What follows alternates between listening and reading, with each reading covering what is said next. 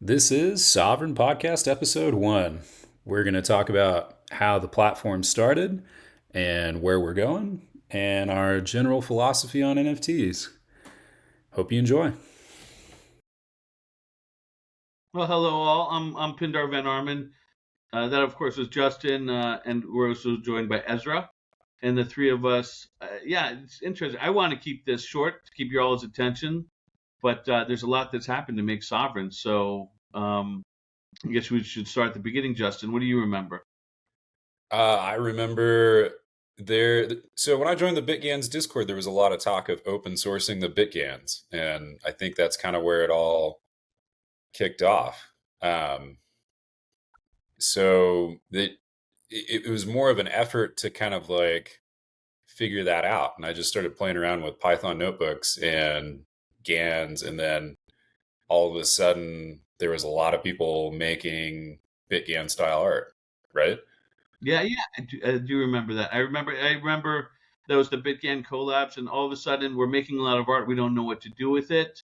And then I remember there was a shock from OpenSea, where OpenSea all of a sudden out of nowhere, like just told us that collections could only have a max of 50 pieces. They were doing it as an anti-fraud measure, and that affected the BitGans. And if I remember correctly, all of a sudden, BitGans were being released about 100 at a time, and I was only halfway through the collection, and I realized I was like, oh my gosh, I cannot rely on the OpenSea shared contract anymore. And so I started talking to you about like, what can we do? We can't do this next set on the OpenSea shared contract. We have to go. We have to go sovereign. Yeah. And It was at a time we didn't even real like the OpenSea contract it's like ERC 1155 as well, which has like a bunch of other strange um, annoyances as well. So yeah, yeah. And then so yeah, it was kind of we just had to figure it out. And that's where the collab GANs were born. yeah, and Um, then we had yeah, and it was everything from not just figuring it out to drop site, which you did. Um, I think I worked on it with you, but you definitely led it. And then we had the drop of the collab GANs, and that was the first like sort of like sovereign open, like the collaborative community effort. And we didn't really realize, if I remember correctly, we didn't really realize it was a thing until we started talking to other artists, and other artists like, hey Pindar, how did you do that? And like Ann Spalter was the first with her AI spaceships, and so we yes. did a similar drop, right? You did that most of that work, right? Yeah, it was like almost it wasn't even like a month later. She had a collection that was just ready to go and nowhere to drop it. And so Oh, that's right. Yeah, I don't know how much, like I don't want to talk behind the scenes about like what, but I think had other people that were going to drop it, but were taking a long time, and I don't want to go into details of who that was. So I was like, drop it yourself, and it yeah, was it was pretty successful. It sold out pretty fast. And then who was our third? I think it was I stumbled onto Alec. I stumbled. That's right. yeah. I It stumbled was onto out. Alec. Yeah. Alec and Alec, and he had a collection that was unsold like for 9 months, maybe even 11, and it was like great, and only five of them had sold. So I Yeah, told him, he was in the spotlight because somehow he had gamed selling rare pieces for rare, and he got like a oh, high sale because of the Twitter bot didn't understand what was going on. that's right. Yeah, he was getting Yeah, he was registering. Yeah, gosh, there's so much history in this. Yeah, yeah, he the rare super rare bot reported that he had sold something for like $55 million because it read the rare as ETH, and he made the first rare sell. So that was fun. But that got my attention. I looked into him, and I was like, he's got some beautiful art, but it's not selling. And then Justin and I wondered, hey, could this like if you add this is the secret sauce, right? If you add the FOMO and create an event and make the drop an event, is that the secret sauce that's needed? So he had a collection that was um, called Cope, and it was unsold for 9, 10 months. And as I just told him, I was like, hey, listen, good news, it's on the OpenSea shared contract. You can delete it all. It's not minted. Delete them all. Take the time to delete them all, and we're going to re-release it. And it was super successful as well. It was really fun actually. yeah. Um, He and did and great. then uh, and then the next one was another big one, right? And the next one was Nori. That would have been probably Sightseers. Yeah. And it Yeah. was the same thing with Sightseers, talking to Nori Harmon, and he's like, "Hey, I like it, and I want to be sovereign. I want to be independent." And I think the big point of all this, and that people that don't understand is there's lots of drop studios out there, lots of them, and there's lots of organizations. But Sovrn, what's different about us, Ezra, Justin, and I, is we don't want the contracts. We want the artists to have the contracts because we believe that's the right way of doing it. Right? The artist should have total control. In fact, the way that Justin writes the contracts is that we don't even have control of any of the money. All the money goes straight to the artist, and then when they disperse it, it comes to us afterwards. I think that's the opposite. Yeah. I'm in a couple of agreements with big drops, like Brain Drops, and I love Brain Drops, no complaints. But Brain Drops operates like every other drop platform is. They have the money, and then they distribute to the artists. And I think every single major one does it that way as well. So that's a big difference. And Nori really loved that because Nori is like the spirit of sovereignty, spirit of independence. I don't know if you follow his super rare art. It's kind of anti super rare art is kind of anti like auction house. What's Yeah. that? Anti-establishment. Yeah. And so Yeah. that that happened. And then we started talking. So like we just I don't want to go into every drop because we'll miss one. But like there's drop after drop after drop. And then Ezra just like started becoming like our go-to guy for curation. Like, what was good about this drop? And Ezra, I'm going to embarrass you here. In the space, and I talked to lots of artists, lots of curators, no one understands the art on as many levels as Ezra does when I talk to him about a drop. Like what's good, what's bad, what needs to be improved. And so like I guess that's thinking the three of us realized we had to get together and just keep this going. Yeah. So the power's out where he's at. So, just Is it now? My background is with poetry, mostly, and I got into crypto art by strange means. And Pindar's was one of the first people who I one of the first artists I really connected with, and is how I got involved in that. And Sovrn, the thing with those collections that you guys were listing just now is in that phase, Sovrn was just kind of a name and in the background. It had a website, it had an account, but it wasn't really put forward as a platform, as like something with a point of view, with its own center of focus. And when the Sovrn Open happened, and I became involved with it because it was happening within the Big Ends community, and that I was in that, and also my partner Mikey was one of the people to submit a collection.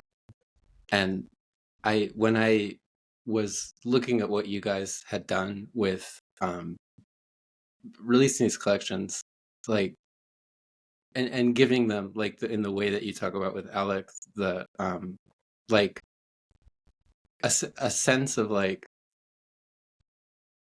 to present them with a focus that allowed them to have the feeling of an artist statement rather than for instance the way that he had dropped it as a scattered drop that was just like laying out there, to have something that could be under it. And I was thinking about the importance of a platform, of having a platform, particularly in that time that was like early 2022, and it was a time there was like massive proliferation of NFTs, of like a lot of stuff being minted.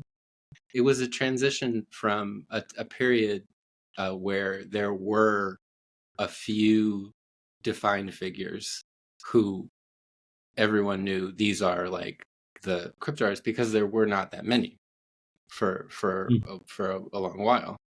And then in the late 2021 and in early 2022, it kind of like the focus of the scene sort of dissolved, and it became difficult for collectors to identify value in that sense, because also it was all untested, and not, aside from like historical stuff, was very little that people could uh, gather around in terms of like what would be valuable.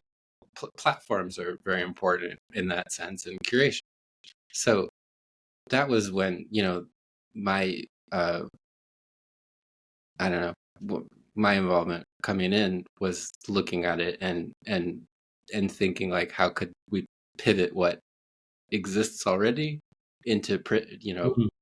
presenting it and operating it as a real curated platform. Yeah. And so we revamped it at that point. Yeah, you reminded me, Ezra. You reminded me of the catalyst, the moment that like you guys really gelled it together. Uh, you and Justin like did a lot of work on the Sovrn Open, which everyone that follows Sovrn, there's like there's a Sovrn curated for people that have had drops before, and established in their art career, whether or not they're like well known. And then there was a Sovrn Open. Justin's idea is like let's open this up to anyone, and he wanted to make it a contest. And I remember I was a little skeptical. Everyone knows this. I worry about contests because sometimes contests are not for the artist but for the institution. Like an institution will throw.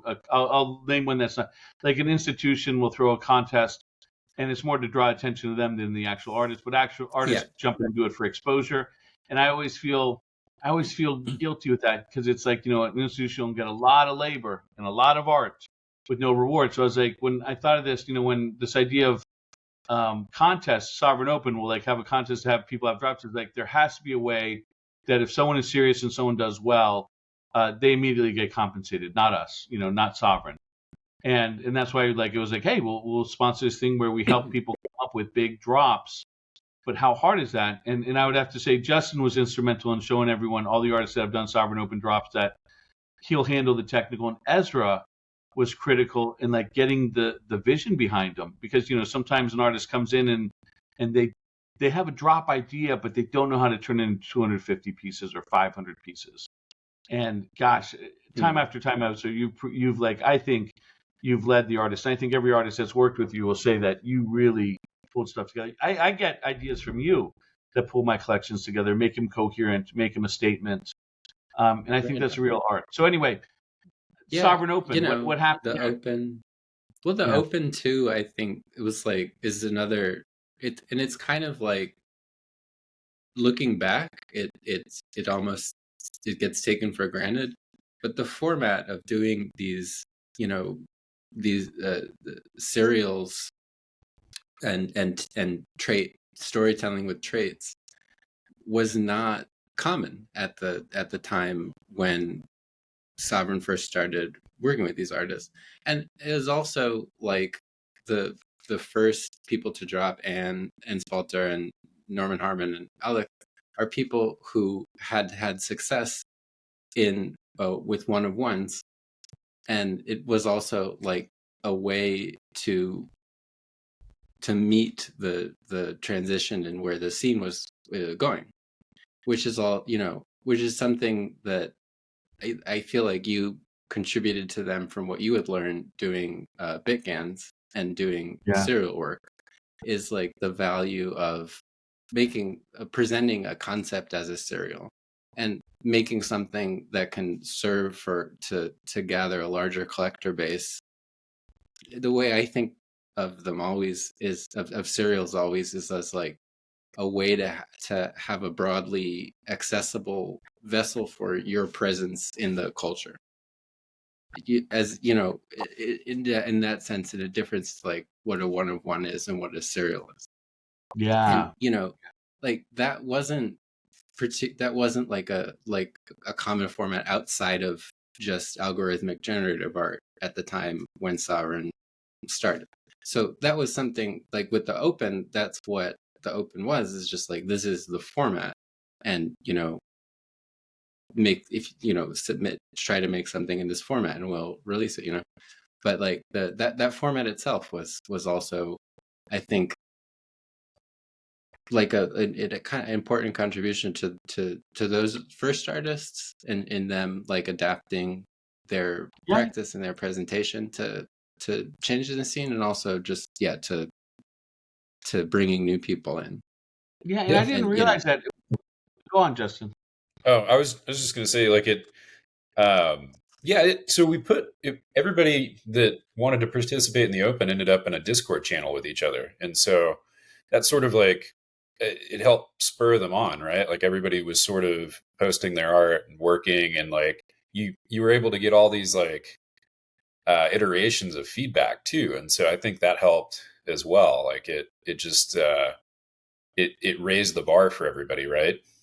You know? Yeah, no, and it's great, and I love Ezra's point is like, like my secret, here's when my art career took off, and this is what turned into like Sovrn and like my sharing of the experience and things that I used to do is I had successful one-of-ones, but the problem is the one-of-one collectors, they don't like it. Like you want to keep on growing your fan base and your collector base, but the one-of-one collectors do not want you releasing anything below your last one-of-one sale. They'll actually like message you like, why did you just sell that to someone after you sold this to me?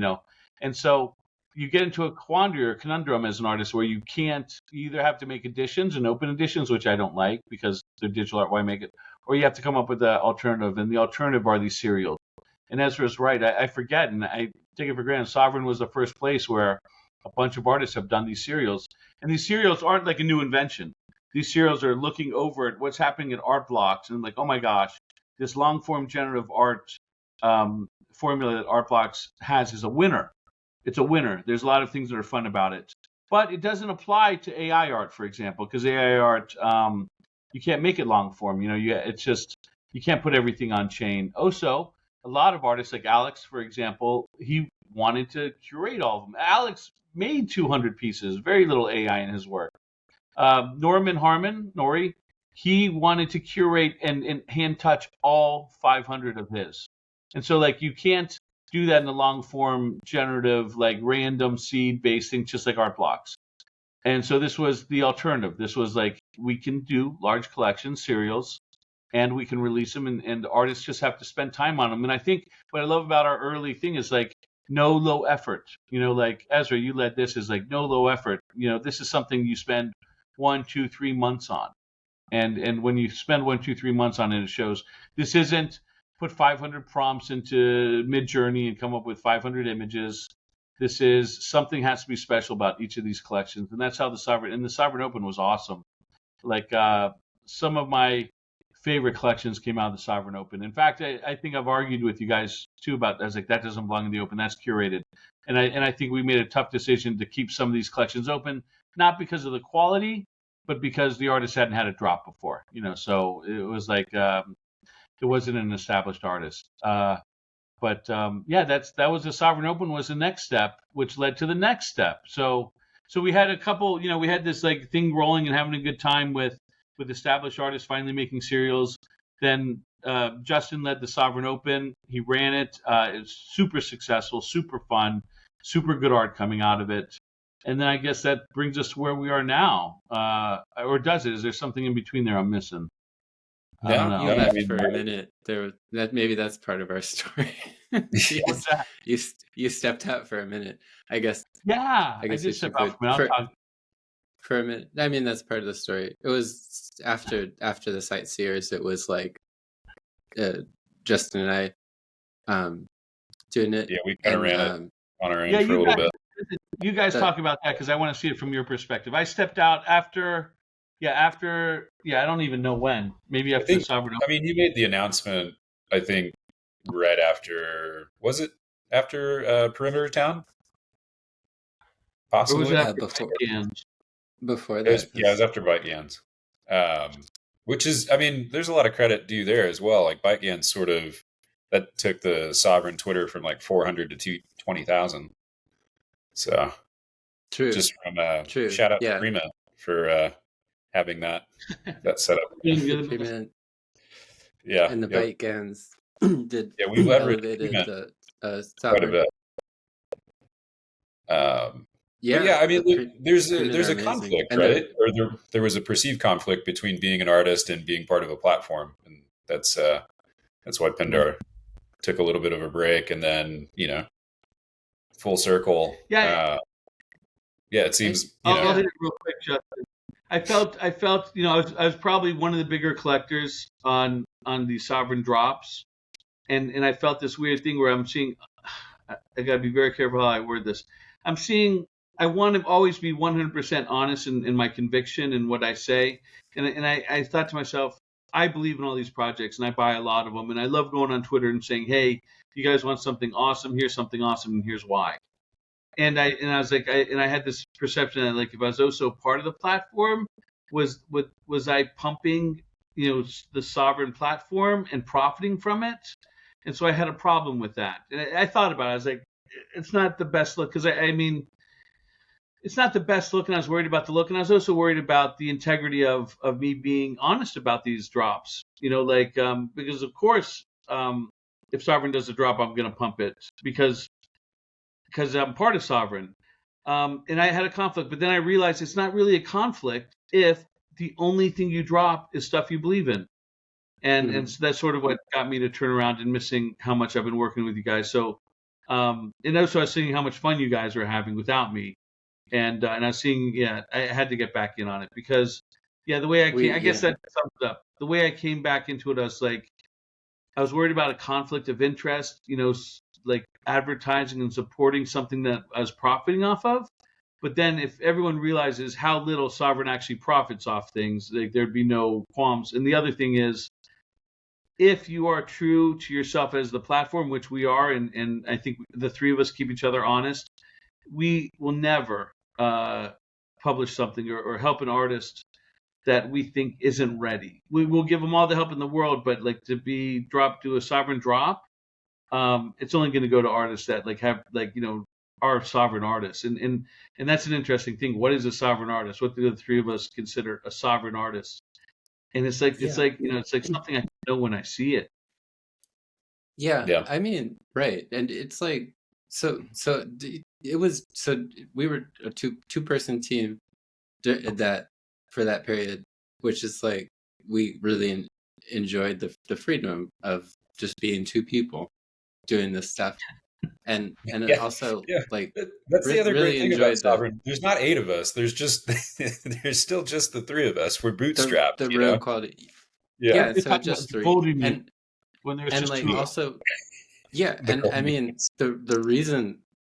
Yeah, the reason we have like the freedom to only curate things that we think meet like a high bar of quality is because we don't have any reason to do a ton of drops. We have like 0 operating costs. We like are like super slim team, and other like platforms that do have a ton of operating costs or have a large team, they have to put stuff out, whether or not they've been able to find something that is like that meets a high quality standard. And that also, I mean, is a really important aspect of sovereignty, because like if you do have the obligation just to put something out to meet costs, then that's not a sovereign curation decision. And that's the situation that like most platforms and most institutions too are in. They have to get something out, whether or not it is, whether or not they have been able to take the time to find something that meets the quality. So like, now we're three people, and we have the sovereignty to like make these actual curatorial decisions in that way. Like that's from our end important of what it means. And we've walked away from drops too that didn't make sense. Profitable drops. I mean, obviously profitable drops, and we walk away not because the drops are bad. The drops were great, but they just didn't match the Sovrn. Yeah, it just doesn't fit the mission statement. It's also mission. And I mean, it's also like, we don't we don't hire like a marketing team or something, and I mean, in one respect, that's like, I mean, we can see like marketing teams can be powerful, but also it's like for operating within the indie crypto art scene, you don't need it.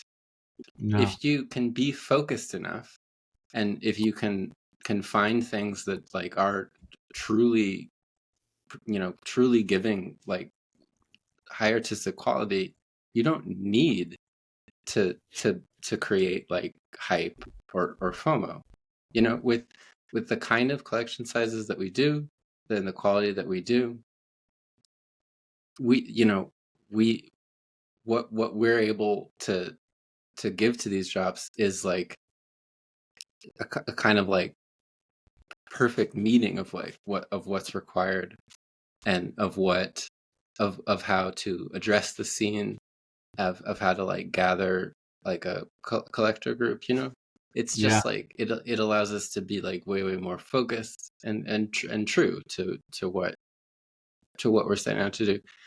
And I guess for artists, like being Sovrn is like, well now it's like there's a bunch of artists who are going with agencies. There's like with like the traditional agencies, like kind of entertainment agencies, and there are, which is whatever. I mean, some people want to do that, but that, for instance, is not like decision of being a Sovrn artist. And there are people in the crypto art scene. It's part of like in a way like part of the core values of just what sovereign assets mean and what permissionlessness means, and artists who represent that in the content of what they do and in their own ethos. And like it's not nothing. I don't know. I mean, maybe now the scene is like such a mess and like so washy, but I think in like historians looking back at what artists were doing at this time, I think that'll be like a really clear distinction. No, that's great. And I love that you say. I love that you say indie. For me, this is an indie art movement, and sovereignty is about being indie. And what is being indie? And there's obviously parallels in the recording industry. And I always talk about this. Like 30 years ago, there was 3 major labels. That was it. Indie labels are largely local. Some breakout ones, but largely local. 99% of all records sold were through these 3 labels. Indie broke out, and 30 years later, there's now 2 major record labels. 2 of them merged, and this conglomerate of indie record labels, and they each have a third of the market. So right, the indie is a third of the market in the music scene, and because people appreciate it. Like there's a visceral sense that people have for that kind of art that comes like in that sense, like directly from a personal vision rather than making a product meant to meet the trends and to have success as a product.